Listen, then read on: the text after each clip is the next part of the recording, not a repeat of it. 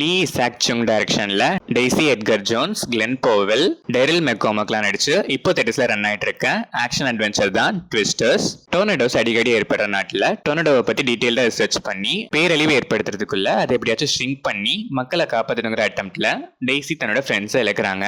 அதுக்கப்புறம் அதுல இருந்து விலகி இருக்க இவங்க கிட்ட டேரில் புது பிளானோட அவங்கள சந்திக்க மறுபடியும் வர அவங்க அந்த ஆபரேஷனை கண்டினியூ பண்ணாங்களா. அதுக்கப்புறம் ஃபைனலா என்னாச்சு, டொர்னடோவை ஷ்ரிங்க் பண்ணி கட்டுப்பாட்டுக்குள்ள கொண்டு வந்து அடக்கி மக்களை காப்பாத்தினாங்களா இல்லையாங்கிறது தான் இந்த ட்விஸ்டர்ஸ். இந்த படத்தோட run time 2 hours and 2 minutes. ஒன்லைனா பார்த்தா இது ரொம்பவே சின்ன ஸ்டோரி தான். படம் ஆரம்பிச்சது நல்லாவே ஸ்டார்ட் ஆச்சு.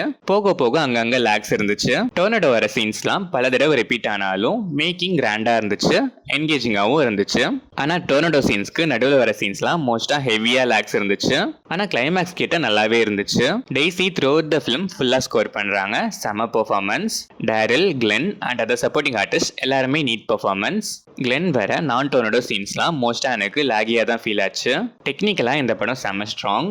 டொர்னடோ சீன்ஸ்லாம் அவ்வளோ ரியலிஸ்டிக்காக கிராண்டாக காமிச்சிருக்காங்க. சினிமாட்டோகிராஃபி, எடிட்டிங், பேக்ரவுண்ட் ஸ்கோர் எல்லாமே செம்ம. செட் ஒர்க்ஸும் கிராஃபிக்ஸும் அதுக்கும் மேலே அல்டிமேட்டாக இருந்துச்சு. ஓவராலாக பார்த்தா ஸ்டார்ட் அண்ட் டென் படத்தில் செம்மையாகவே இருந்துச்சு. நடுவில் வர டொர்னடோ சீன்ஸ் கூட ரெப்பிடேட்டிவ்னாலும் நல்லா என்கேஜிங்காகவும் அதை விட கிராண்டியராகவும் இருந்துச்சு.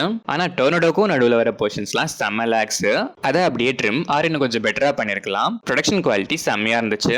ஒன் டைம் வாட்ச்க்கு ஓகேஷான ஒரு ஆக்ஷன் அட்வென்ச்சர் தான் இந்த ட்விஸ்டர்ஸ். மேக்கிங்காகவே கண்டிப்பாக இந்த படத்தை ஒன்ஸ் ட்ரை பண்ணி பார்க்கலாம்.